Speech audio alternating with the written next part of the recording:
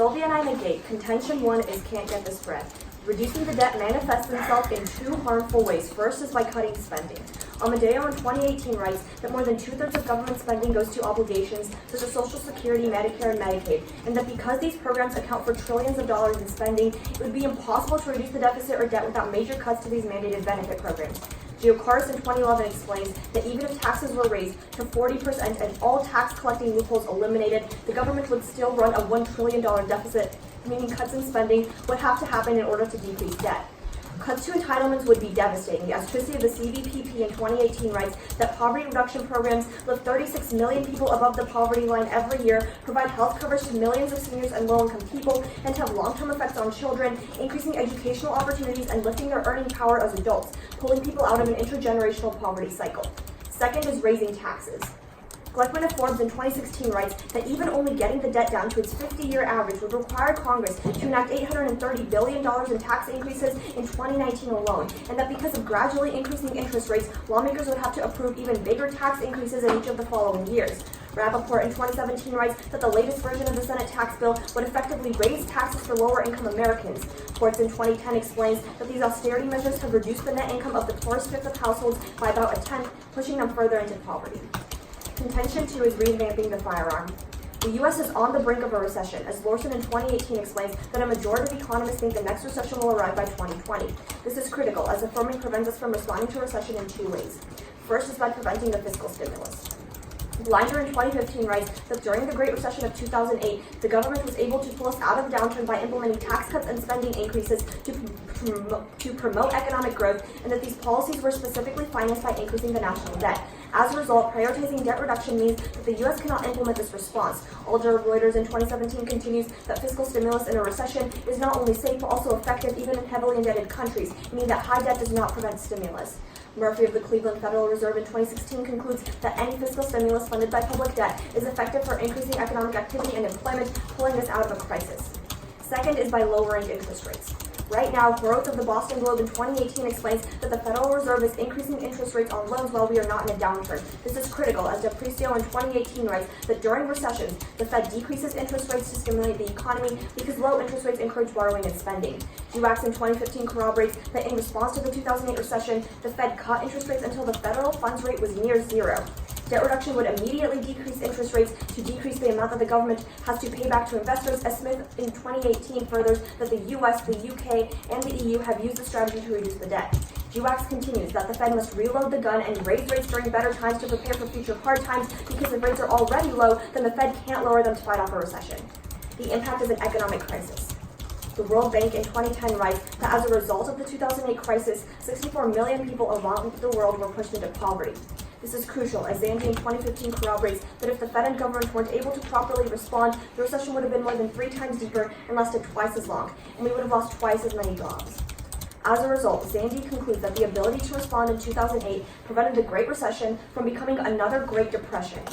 Thus, we need it.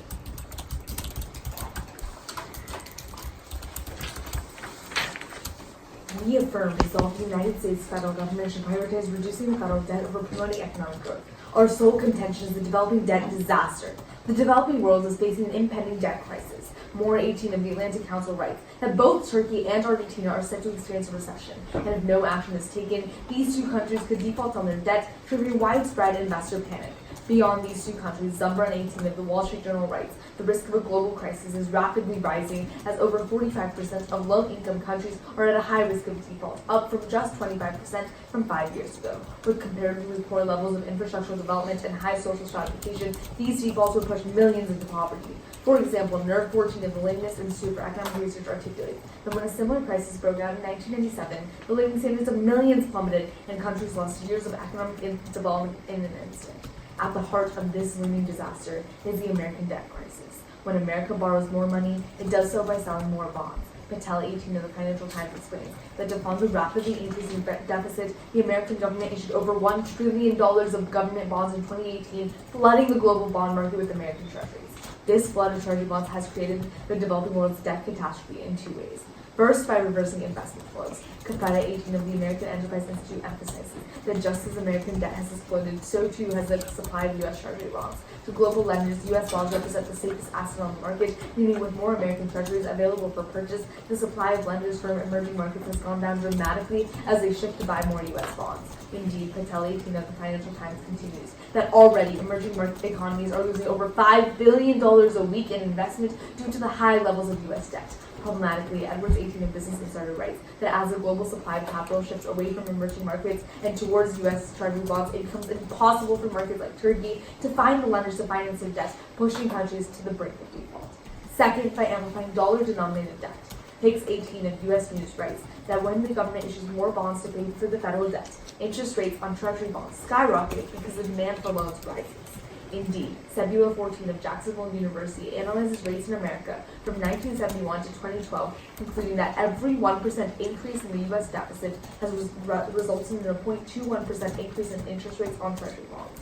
When interest rates rise in America, they amplify the debt problems of emerging markets. Bartonside 18 of Bloomberg explicates that over 2/3 of debt held by emerging markets is dollar-denominated, meaning that these countries are borrowing in dollars and not their own currencies. Unfortunately, Satzer 18 of the Foreign Affairs magazine explains that higher U.S. interest rates cause lenders to hike the interest rates on bonds in emerging markets since they would need a higher return of investment in order to compete with the safer American treasuries. Overall, 4011 of the International Monetary Fund quantifies this effect, finding every 1% increase in the debt-to-GDP ratio in the U.S. results in a 0.1% increase in interest rates in emerging markets. Higher interest rates are devastating for these economies. Richter 18 of Business Insider writes that through 2025, emerging markets will face $2.7 trillion in U.S. denominated debt that has to be paid off. So higher borrowing costs would make it significantly harder for countries to pay off their debt and heighten the risks that these countries default. By prioritizing the reduction of the federal debt, the American government would necessarily borrow less, putting fewer treasuries on the market. A vote for the act prevents investors from fleeing emerging markets and drives down interest rates, thus making debt much more manageable for the world's most vulnerable countries. Thus, Zia. Can I be funny? Yeah.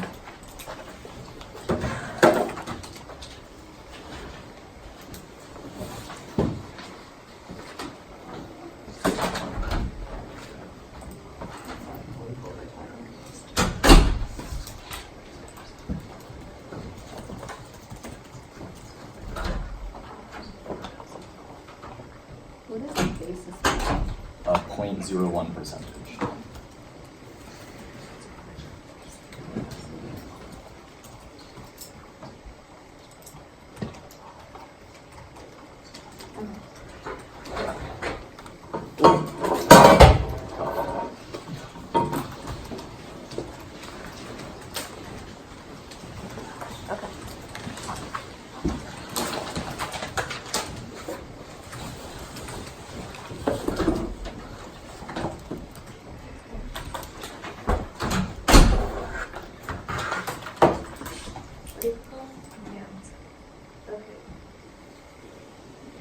So why would an investor want to invest in a country that's about to default?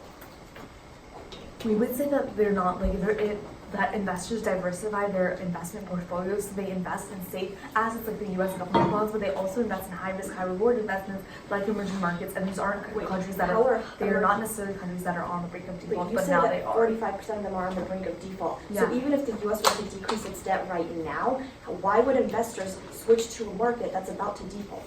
It's not like they're switching to, like we're saying they're going to switch away from them. They're already at the market and now they're switching away to America. Can I have a question? Wait, so you're saying switching to America is a good thing or these countries? No, we're saying it's bad. That's why these countries So you're will saying default if on you their debt. decrease the debt, they go back to the countries? Yes. Okay. Can I have a question? Sure. Okay, so your first warrant, you say like if we cut all of these things, we cut a bunch of programs and increase taxes, our deficit will still be at $1 trillion, right? Yeah. What is our deficit right now? You tell me. Probably like not $1 trillion, right? Like, so at that point, like why would the government getting more revenue increase the deficit? We're just saying that like significant tax increases and cuts to spending would be necessary in order to run a surplus, and in your world you have to run a surplus. Like even if you want to say it's like slightly below 1 trillion, it doesn't really matter insofar as we still have to make significant changes. Okay, can I get another question? Mm-hmm. Okay, so I'm just kind of like confused here on the right? Why would an investor switch to like a developing country instead of like Europe or Japan? We would say that again, investors are at emerging markets but are turning away, which is why they can't find lenders. And if if America has a decrease of like there's less a supply of bonds, then that means that now they turn to bonds. I get that, but like I just don't get the warranty behind why they switch to an emerging market instead of like high Europe. risk, high return. Because right, but the investor who invests, like you tell me yourself, that that someone so who invests in the competitive US evidence, wants a low risk investment. Why would someone who wants a low risk investment then switch to an emerging market instead of another low risk investment? Because they don't. Like our evidence isolates for that. Can I have a question? Okay. Okay, so why would a recession happen? Because we're at the end of the business cycle. How do you determine what the end is? I mean, I don't really know what the economists use necessarily. Right, so why can't we continue our expansion period? I'd say like it doesn't, like there's like different things that determine this, right? Like either high inflation or like too much. Is inflation high? You tell me? No. So why else would a recession happen? I mean, I don't like know the specifics of like why that people are saying it, but even if you want to like argue that's So not then going to why happen would by you, like, 2020, in the US, a recession happens every like 10 years empirically, right? Because we like have more projects made, and then there's like too many people invest in the same profitable projects, and then eventually the bubble bursts. That's just the way that it happens. Is there a bubble on the size quo?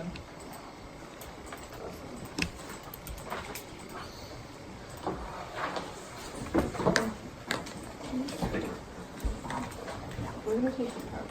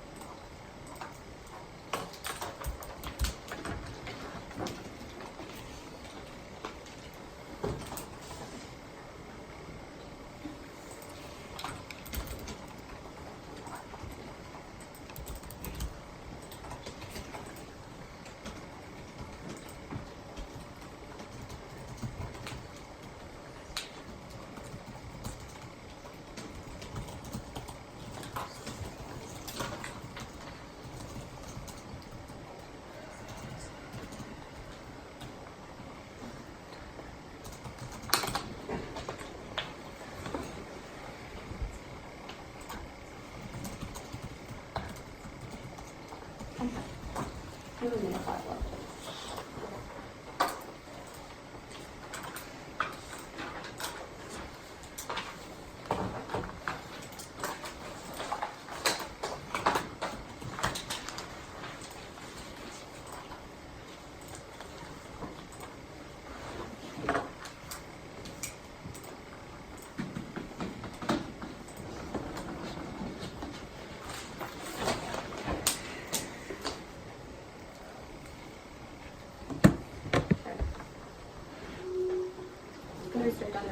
Is everybody ready? Okay. Let's start off on the uniqueness of their case. A lot of responses here. First of all, there's all causes for why people aren't investing in foreign markets.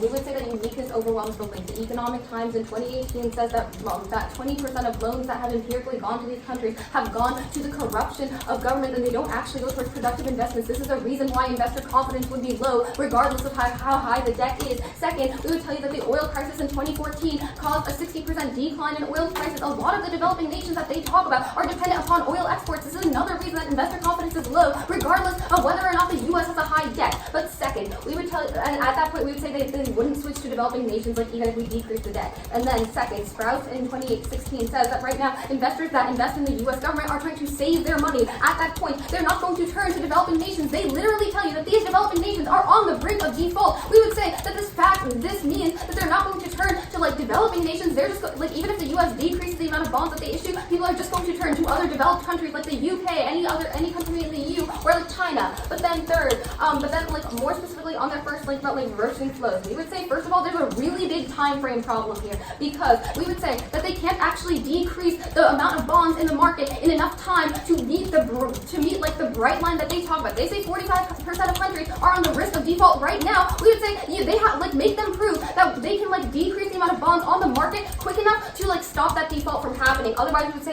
they don't have any solvency there. But then we would also say that a lot of bonds are long-term investments. The bonds don't just go, the government can't just pay off all of the bonds right now, which means that even if the government pays off some of the bonds or stops issuing bonds, there's still going to be bonds on the market and the trade will still happen either way, and people they literally just don't have a link here. But then, on their second warrant about dollar-denominated debt, first of all, Ames in 2017 writes that changes in U.S. interest rates only affect foreign interest rates when the U.S.'s share of the global GDP is over 40%. Right now, U.S. debt and interest rates don't influence global rates or cause any type of crowd out because the U.S.'s share of the global economy has decreased to 25% and is still falling. At that point, this acts as terminal defense on that specific warrant. But second, you can turn it because Aurora in 2016 says that a 1% increase in U.S. growth causes a 1% increase in foreign growth. The warrant in here is very simple. When you have an increase in U.S. growth, you have an increase in demand and consumption in the United States. This means that more U.S. demand is asking for imports from other nations. At that point, this means a couple of things. First of all, it means that we're increasing growth in those developing nations very uniquely, but only when you negate and prioritize growth over debt reduction. And second, it means that when you inject more money into these nations, they have the ability to pay off on the interest payments that they say are such a big problem. But then third, you can turn it again, because we would tell you that if the U.S. dollar is appreciating, it means that it becomes more profitable, or it makes more economic sense for other countries to turn to the currencies of the developing nations they're talking about, because it becomes cheaper to buy things in those currencies. At that point, you can just cross-apply the implications of the first turn. It means that more people are investing in those markets, so there's going to be more growth in the businesses there on the supply side, and it also means that when you have more growth in those countries, they have more ability to pay off the interest payments. At that point, we are the only side that gives any solvency for the harms they're talking about. And then you can also apply a disat on recession, because on the bond market, the way that the government takes on debt is by selling bonds. And Tepper says that U.S. bonds are a safe asset investors buy to counteract more volatile investments. But when you reduce the debt, it means that the government would stop selling bonds. And Buchanan says that a concentrated debt reduction strategy would mean the end of bonds in the market, which would force people to turn to riskier private debts like stocks, insurance, and annuities, which would increase the risk of bubbles in the United States, which then cause financial crises. We would tell you this at ways for a few reasons. First, on scope, because riskier investments means bubbles happen more frequently, and this causes more frequent spillovers into the developing world. This has a 100% probability of spilling into the developing world, whereas they're just showing some really tiny chance of being able to solve for all the harms they talk about.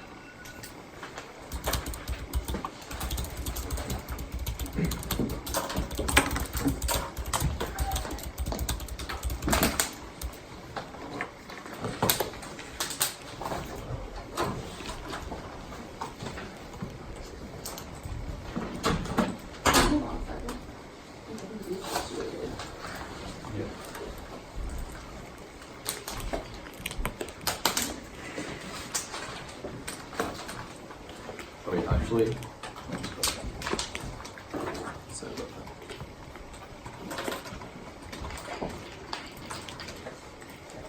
Let me take a little bit of breath to find the card.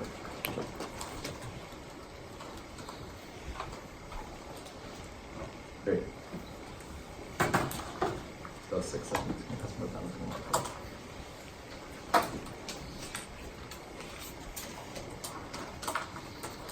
Is everyone ready?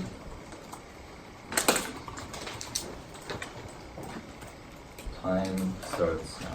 Start on their first response on our case. They say there's alternative causes. You respond to this pretty easily because realize that these alternative causes have always existed in these markets for the past 20 years. The difference now is the increase in amount of debt in America. That is the unique isolated effect. We've had corruption in these countries for years. They have not defaulted. The unique incentive is right now. Then they say oil prices increase. This is outdated analysis. Wilson 18 says that right now because of emerging market shift to technology, commodity prices like oil don't actually affect the amount the amount of investment in countries anymore. The third, they say that investors save the money from treasuries, which means that they don't apply. But two things here. First, global bondholders like to diversify their investment. They like to put money into foreign economies and markets, but they also like to put money into treasuries. The problem is when treasury yields rise, that means they shift back to treasuries because they diversify more towards the safe side because they make more money. It becomes high reward and low risk, which means that treasuries are much better. But secondly, more importantly, even if you don't want to buy that, our evidence is empirical. Their analysis simply doesn't matter here. We're not predictive. They're already losing $5 billion every single week. Good enough. Our first thing about reverse investment flows. First is we can't access the time frame analysis. They say we're not going to act fast fast enough. The problem is uniqueness controls the direction of the link. The problem is right now is uniquely the influx of bonds that's causing the problem. It's not the current supply, it's the influx of bonds. We stop the influx of bonds. We don't need to cut the debt. We just need to slow the deficit. Then that groups both the responses and takes them out. Go to second one about amplifying dollar debt. They read 3 responses here. First, they say that interest rates only increase in developing nations from the U.S. So GDP of the global share is over 40%. They don't read a single warrant for this. They prefer our analysis specifically. We tell you that right now, higher interest rates in America is causing these other countries to pay a lot more. Specifically, they have to pay $2.7 trillion to 2025. Their analysis isn't warranted. Don't let them read a new warrant in summary. That's ridiculous. Creates a times you against the app. But then their second response is that growth in America leads to really good things in other countries. The problem is this might be true generally. It's not true when a country's in a debt crisis. When a country's in a debt crisis, no one's going to want to invest in these countries or trade with these countries because the fact their currency is completely shafted because of the fact they were defaulting. There's no trade. But then third, they say that when the US dollar appreciates, it helps emerging markets. Our link is not about dollar appreciation. We never read a link about dollar appreciation. Our link is about interest rates rising in America leading to higher interest rates in other countries. Then they read a DA about speculation. 2 responses here. First, Bird 13 writes that equity right now in these status quo is actually just as safe as government treasuries, which means that their analysis doesn't apply here. But 2, Inman 17 says that there's a financial market overheating right now. The only way to solve this has to be Reason 17 says that we vote out to slow down the economy with debt reduction policies, which is good because the check's overheating. Third, realize that their link is on bonds going away. We're not getting rid of bonds completely. We're getting rid of the deficit. Go to their case. On the top of at the top of their argument, you can group their entire first contention, group the entire thing. This Peterson Foundation writes that right now, because of interest rates rising and interest payments rising, as well as principal debt rising, you see interest costs are rising every single year. The PASEC 18 evidence says we're at 7-year high in our treasury yields, which means that because of the debt, and specifically we see high levels of interest rates right now. The Codes 18 evidence says that in 10 years, 99% of our budget is going to be mandatory spending and interest rates, which means that we're not going to have any. We're going to have to cut inevitably. The Black 18 says that our debt is rising 36% faster than our growth. Peterson Foundation writes that the choice is yours. You can cut right now. You cut 1.9%, or you wait 5 years, in which case you got 21%. That link turns our entire case. Both warrants. It means we have to engage in austerity eventually. We have to reduce the debt eventually. The only analysis right now is a lot less severe and it uniquely solves the AF analysis because the AF analysis comes on a more immediate time frame. Then, secondly, more importantly, we control the internal link to taxes and things like that. Anyways, these eventual time rates, then when you increase interest rates, when the government borrows, increase the interest rates for private companies, which like Susa says that a 1% increase in government spending decreases private investment by 1.8%, which like Poster 13 of the Heritage Foundation does. We lose $11,000 per family right now. On second dimension recession, at the top one, no, there's not going to be a recession. Their only evidence is unwarranted. They can't give you a reason. In first clause, it just says economists agree. Our economists disagree. Research 18 says that analyzing the 4 most common indicators of recession, there is no recession. And they say a business cycle, but 14 was our expansion periods in America have lengthened from 49 months until 1982 to on average 86 months, which means that expansion periods are a lot longer. The first thing on fiscal stimulus was that we solve for an infinite number of recessions with the overview I read in their case, and 2 was that the perception of high levels of debt prevent policymakers from passing actual fiscal policies. Then on interest rates, it's about the federal funds rate. The Federal Reserve lowers the federal funds rate. That's not related to the debt. They can do monetary policy independent of our fiscal policy with the debt, which means that their analysis is taken up.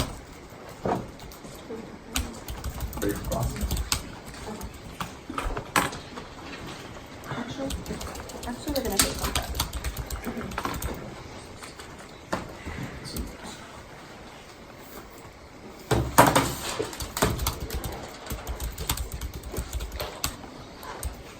That's the first question. Okay, so how does like crowd out of private investment control the internal link to tax I mean, if everyone has more money, even some of it gets taxed away, that's okay, because they all have $11,000 more now. Can I have a question? Sure. Wait, why are we gonna have a recession? We're gonna have a recession because like we might tell you like 2 things. First of all, like 80% of economists. Wait, that's nonsense, right? If I ask 50 economists and 40 of them agree with me, that does not mean we're going to have a recession. I mean, like the sample size is pretty big. Wait, but I'm asking for the warrant. You can't just assert like everyone agrees with me, so I'm right? Like, Sure, what is the warrant for why we have a recession? You literally tell us that economic overheat is happening right now. No. It means a recession is probably likely to happen. That's but not even true. then, Here. like, it doesn't even matter if a recession happens in like the 89-month period that you talk about. We would say that a recession happens inevitably. But if you can't pass a fiscal stimulus by increasing the debt, we would say you have There's a big no way of difference, solving right? the recession. So if a recession happens 10 years from now and we have exactly 1% of our budget left that's not going to I mean, like mandatory spending Susanna's or going interest to like payments? frontline that in With summary what? by saying that like because the US is the reserve currency, we can keep borrowing it. Okay, let's talk about that. When we borrow, what happens to our interest rates? It increases. We tell Okay, you so interest if we- payments literally don't matter. because, like, Wait, you just conceded we interest borrow. rates increase. If interest rates increase every time we borrow, so we are borrowing more money to pay off interest payments and our interest rates thus rise, what happens to our interest rates? They probably Interest payments. they increase. Right, they Tell you that increase doesn't as matter. well. Wait, Yeah, that that's not doesn't how it matter. works, right? This Sure, creates it's like a a positive policy. feedback loop. No, It's not a Ponzi scheme. Here. No. But it doesn't matter. If I'm constantly borrowing, that drives up A, the principal amount of debt, and B, the interest rate on the debt. Both of these you concede. When both of these happen, that means that our interest payments go up faster than our ability to constantly borrow, which is why countries default. Why does it go up faster than our ability to borrow? Because eventually there will be a point where we borrow $1,000 to pay off interest payments, and that increase will lead to an over $1,000 increase in our interest payments, which causes a positive feedback Yeah, loop. that's okay. I mean, like, Susanna's No, going to tell that's you not- that, like, even if other countries have defaulted because of that reason, because the U.S. is the reserve currency, they can literally Why just does keep on money. why does the fact that America's a reserve currency prevent us from defaulting? Because other countries are always going to want, like, the U.S. to not default. Because Wait, they know that, but- like, okay, like, do you want me to give you the warranty or not? Yes. So, because they know that if the U.S. defaulted, this would cause a global crisis, and that would be a lot worse than the U.S. So having how a do high they debt. stop this default? I mean, they probably just let the U.S. keep borrowing more. Right, exactly, but interest rates rise every single time America borrows more, which means interest payments rise every single time they and borrow I'm more, telling you, right? It doesn't matter. Are Other they- countries are just going to, like, bail us out, probably. Okay, so if we get bailed out, what happens to investor confidence in the dollar, to America's and the global economy? The problem is that the U.S. dollar is still going to be the reserve Wait, currency. no, if America like unofficially defaults and everyone bails America out, like they are not going to be like, oh yeah, but the dollar's still the reserve currency, so our global economy is fine, right? That would cause like That would by be far absolutely like the true. worst But recession the US we've ever still had. engages in trade. If like the U.S. defaulted, like it would be probably a lot worse.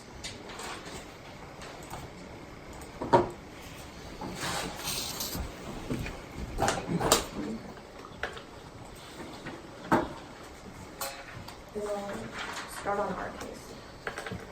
On our first complaint. Just everyone ready? Starts on our first contention, he tries to turn it by saying that eventually the costs are going to be even larger than they are now. However, 14 in 2018 says that because the U.S. economy is so large and because we're the reserve currency, that means that we have an infinite borrowing ceiling. There's literally never going to be a point in which we can't just take on more interest payments in order to take on more debt in order to pay off the interest payments. It's not going to matter. Then Fiscal Times tells you that the U.S. has a perfect credit rating, AAA, despite the fact that our debt has been constantly increasing and investor confidence is super high and investment is still super high, which means that investment is going to continue increasing. They literally get no impact off of this. Now I'm going to our second condition about recessions, which is very going to be important for us. Remember, Blinder tells you that empirically, specifically on fiscal stimulus, that the U.S. gets a fiscal stimulus in order by increasing the debt in order to solve for the recessions. And Zandy says that if we weren't able to have a fiscal stimulus by increasing the debt, 64 million more people globally would have been pushed into poverty and would have caused the Great Depression 2.0. They say a couple things. First of all, they say the recession is not coming. However, they can see that recessions are going to happen eventually. We say that if you prioritize debt reduction, which you're supposed to be doing forever, that means that you won't be able to solve even when the recession comes. Then they say that they solve back for it through like infinite recessions. However, just cross-apply the fortune evidence, they're not going to solve back for it. And also, if you prioritize debt reduction forever, that means that you by definition cannot solve for it because you by definition cannot increase the debt. Then they try to say that it's perceptive. However, Washington Post tells you that there are literally no more deficit hawks left in Washington. They don't really care about the debt anymore. This, empirically, even when the debt has been really high, when we're in recession, they still try to solve for it. We have ways for a couple reasons. First of all, on scope, because if there's a global depression, that impacts every single developing nation, not just the 45 that you talk about, plus all the developed nations. But then on prereq, because they cannot solve for the debt problems, if they're in a depression, it's just going to push it and make the problem even worse. Now go to their case specifically on uniqueness. They remember that right now. Remember that there are alt causes for like the things that have been happening. They try to say that the alt causes have always happened. However, there have been debt crises in like 1997 when the U.S. debt wasn't super high. This means that the crisis that they're talking about is not unique to the U.S. debt because it has happened empirically even when the U.S. debt hasn't been high. But then remember that if investors wanted to invest in a high risk place, they would already be investing in the developing nations. They try to tell you that the investors like to diversify their yields. However, if they wanted to diversify, they would already be doing it. There's literally no warrant for this. If they're not going to invest in a country that's about to default, that makes no sense. That makes no sense. They just turn to other countries that are safe, such as the EU, which means that they have literally no solvency. No investor is going to shift to the developing nation, even if you buy their whole case. Okay. Where are you starting? Our case at the top, I think.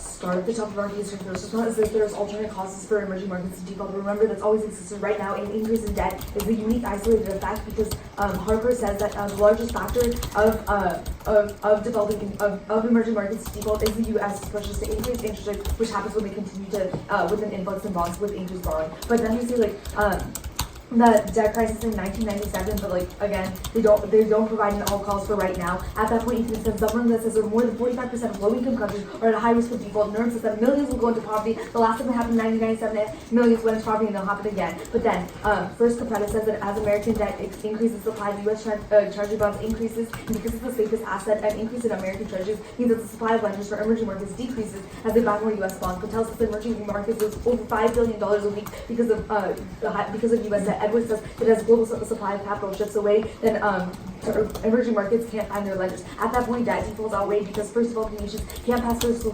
stimulus or policies because their currency goes moot and a recession is a lot worse, recovery is a lot harder, which means that it's just a lot worse in the future. But then also, $1 increase or decrease matters a lot more because they're a lot poorer. But then on their case, first they borrow forever, but then they can see that interest rates will increase because the people says in 1971 to 2012, 1% increase in deficit led to a 0.21% increase in the interest rate. They don't solve back, but we do. But then they say the credit rating was like a AAA. But even without that, Berg says that if you don't pass deficit reduction policies, the credit agencies will downgrade if the cuts are inevitable. At that point, Peterson says that because interest increase and principal increases, we're at a 7-year high for treasury yields with high interest rates. And Coates says that in 10 years, 99% of our budget will be interest payments and monetary spending, so you won't have any space to cut for fiscal stimulus in the future. But the Black says that our debt is growing 36% faster than our economy, and that's why Peterson says that if we cut right now, it's only 9% of our budget for 10 years. But if you wait just 5 years, those cuts are 5% or 5 years higher. At that point, that means our case, and we control the internally. No one passes a debt reduction policy for anything.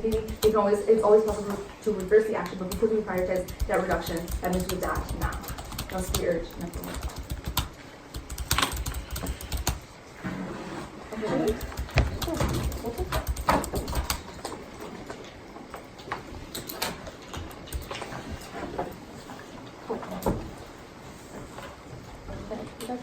Yeah. You want the first question? Sure. Great. So if the money is already in emerging markets and then they're pulling it away, why does that mean there's no diversification right now? Okay, wait. If they're already in emerging markets, then why are they about to default? Because they're leaving. Right. So why would they go back in? No, our link is not them going back in. Our link is they won't default as long as the current supply stays the same. The point is, if they're on the brink of a default, then that would mean that the current supply is not enough, right? No. Once they are past the default, that's the brink where it isn't enough. We're getting to that point. Right now, we just see that it's a little more expensive for them to borrow, but they haven't gotten to the point where they're defaulting yet. Once the investor pool leaves, then that's what the problem is. Like, they're already in these countries, and then they're leaving. Do you guys have a question? Okay, sure. So, now you can have another one. Okay, so why is a recession going to happen 10 years from now? Because recessions are inevitable. When was the last time Australia had a recession? 1991. Yeah, but so they're that's also like a like 30 Australia year- is not the U.S. Wait, why? They're both like very liberalized into the world Yeah, economy. sure, Both have but very Australia- liberalized Why? economic policies. Okay, I would say that's a better comparison to just compare the U.S. to the U.S. versus the U.S. to Australia, and the U.S. usually Sure, has a so recession with every U.S. 10 years. expansions, they've Also- increased dramatically in Sure, like, but that time, doesn't right? mean we're not going to ever have I a mean, you recession. said Right, we right. will But have like a if the recession. recession is 15 years from now, why should we worry about it? Like, why should we not pass debt reduction policies for the next like 5 years or so to stop the Yes, like, emerging The markets? first time you respond to our interrupt that you do it forever is the second summary, which we'd say is... Because you don't read the interp until first We summary. read it in case. I mean, okay. No, And you like, don't. okay, the Like you sentence- don't read an the explicit sentence- interp in that's not case. true. The sentence In literally case- says, if we're prioritizing debt reduction, you can't increase That's because debt. in case your recession evidence was about 2020, it was right now we're going to have a recession, so we shouldn't prioritize debt reduction. We're talking But if about it's blinder 15 years from now, no, I know, blinder is not the interp evidence. You just like read a Blinder blip that says says, that fiscal stimulus is only passed with like increasing the debt. The interim evidence is like our own interest. No, I know, We never I'm aware. answer it until second no. summary. But the That's reason we super don't abusive. answer it until Okay, second sure. summary is because you don't make the analysis that we should make policies about things happening 15 years down the line until first summary. I mean, there's no time frame in the resolution, so like that's why then like No, you can't no, just like, switch between policymakers never pass like a policy to like infinity, right? Like what happens So if we if pass you debt wanna reduction take- policies and then one day we don't have any debt So if you anymore? want Like to what are we take gonna the do? 3 You just seconds keep it at a of balanced answering budget that so you interim- don't. If you But want to that's take not the debt 3 reduction policy. seconds in which Shreya answered that intern in second summary and like blow that out in second final focus, we would say that's probably I'm trying to really like talk about it go right ahead. now. I don't understand why it like matters if the intro isn't clear until first summary. My Okay, question sure, is again, okay, why do we even- dictate policy 15 years down the line right now? I mean, the resolution never specifies a time frame, so Yeah, that but just means- policymakers never like act infinitely, right? Like on the last topic, like people did not read like let's put THAAD, or 2 years ago, let's put THAAD in South Korea until the world Right, but explodes, you're not but going it'll to be still like, be in South let's Korea. have price controls now so we can get rid of them later, or let's accede to UNCLOS now so we can honestly I mean, we later. obviously went on price controls like after America died, for example. Okay. We're gonna take the rest of that.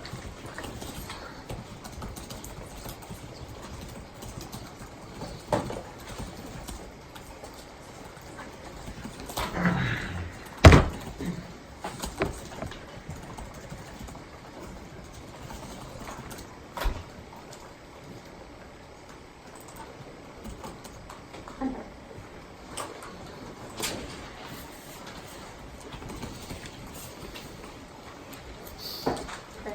It's gonna be the crowd out term, recessions, and then their case. Is everyone ready? One second. Yeah, give me 1 second.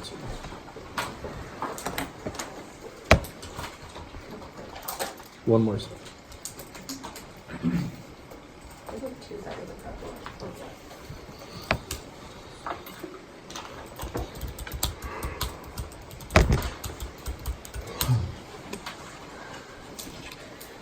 Everyone ready now? Yeah, sure. Cool. Start on the crowd out term, they keep on extending. They never actually answer the warrant of fortune evidence, which says that because the U.S. economy is really high and we're the reserve currency, it means we have an infinite capacity to borrow, which means that we can just keep on borrowing for interest payments. They also never answer the fiscal times, which says that we have a AAA credit rating, even though the debt has been rising. At that point, make them actually prove to you that the credit rating will decrease. At that point, even if we have an increase in the interest rates and the interest payments, it doesn't matter. We just keep borrowing more to finance them. But then you vote for us in the recession document. Their new interpretation comes for 3 seconds at the end of second summary. Don't let them extend that into final focus. We would also tell you that like the resolution doesn't have a time frame. You owe if you affirm you always prioritize debt reduction. Blinder says that a fiscal stimulus has always been by increasing the debt. This is how we got out of every single crisis. The impact from Zandy would say that if we didn't have the ability to respond, 64 million more people would have been pushed into poverty. It would have caused a global depression. They only say that there's not going to be a recession in 2020. First of all, we would say it's a try or die. Well, like a recession is going to happen inevitably. But if you affirm, it means you can never solve for a crisis. But then we outweigh for a couple of reasons. First of all, on scope, because the global depression affects every single nation. There's a spillover effect, not just the 45% that they impact you at that point, or like the spending cuts that they talk about. Second, we're a prerequisite because of the global crisis happens. There's no way for any nation to pull out of the crisis. We're a prerequisite there. And then third, if we're a prerequisite again because if we pass the fiscal stimulus, it means that the crisis they talk about will never hit a developing country. But then on the developing world, they just extend through ink on the all causes argument. Remember that empirically, crises have happened in the developing world. In 1997, they read that in their own case. If the U.S. debt and the U.S. debt wasn't high in those time periods, at that point, don't let them just like start isolating. Don't let them extend through ink. Just because like you decrease it, that doesn't mean the crisis wouldn't happen. But second, remember that no one invests in a country that is about to default. Their link doesn't go in the other direction. We would tell you that even if you decrease the amount of bonds that there are right now, or stop the influx, if people wanted to diversify, they would have done it already. At that point, their link doesn't go the other way, and there's no reason, there's no warranty for why people would just like start investing in those developing countries again. We would tell you even if U.S. bonds go away, people would just shift to other developed nations that are comparatively less risky. They do that analysis for us. At that point, it's very easy to negate in this round.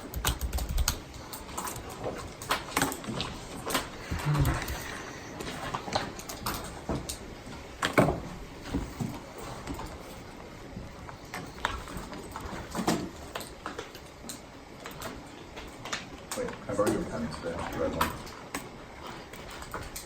Right. Is everyone ready? It's the key. 1 second. The one circle. I don't circle it, I forget about it. Okay. Yeah, I'm good. Time starts now. Start in our case, they extend a lot of defense through ink. First, they say there's all causes from the 1997 recession. The problem is they drop 2 responses straight. It tells you first is the hardcore evidence. This is the largest factor right now is the higher interest rates. But 2, and more importantly, Stray says they don't read an alt cause for right now, so it doesn't matter if there's an alt cause in the past. There isn't one right now. Then they say that people are always going to diversify. That's non-responsive to our link. Our link is about them pulling out. They already diversified. Now they're shifting back to America. Then she extends new defense in first final focus. She says they're going to go to other developed nations. The problem with that analysis is that specifically what we tell you is that it's because America Treasury yields rise, which is why they come back to America. These Americans are a lot more attractive. Extend the Copreda 18 evidence that says that American bonds outcompete emerging market bonds, and they shift away. The Patel evidence indicates that all of their defense is false because it's predictive. Our evidence is empirical. Says $5 billion every single week is leaving. The Edwards evidence says that as we continue, global capital shifts away, and then you have to default. The Zumbrun evidence says the scope is massive. It's 45% of poor countries at the risk of default. We need to stop the train from colliding right now. We need to stop the influx of deficit. This outweighs their case on time frame. They say a recession 15 years in the future is going to cause the same crisis. No, it's not, because this crisis is impending right now. You vote AF right now to stop the crisis on their case, on the link turn. It's really mishandled. The two things they extend is one, infinite borrowing capacity. That's through Inc. So it tells you that interest rates rise, which means that as we borrow more and more, that only drives up our interest rates and interest payments even more, which becomes unsustainable because then the interest payments rise even more, which is why America can't do that. Then they also said credit ratings AAA. They dropped the analysis. The Burke's evidence is the only good evidence here. It says that if we keep letting our debt rise and we don't have a debt reduction policy, it results in a debt credit downgrade. That's clean drop. But more importantly, the analysis is really simple. The Coates evidence goes conceded. It says in 10 years, 99% of our budget is mandatory spending and interest payments, which means we don't have space for fiscal stimulus. In fact, to an infinite number of recessions, not just the next one. But then that's why the Peterson evidence says that it's very clear. You cut now 1.9%, or you cut it to later, 5 years later, 21% more, which means that we control the internal link to their case. Even if there's a risk of this turn happening, there's a lot more muddled offense on their case. You don't know which direction the link on their argument goes. You know very definitively that you vote after you stop an emerging market crisis.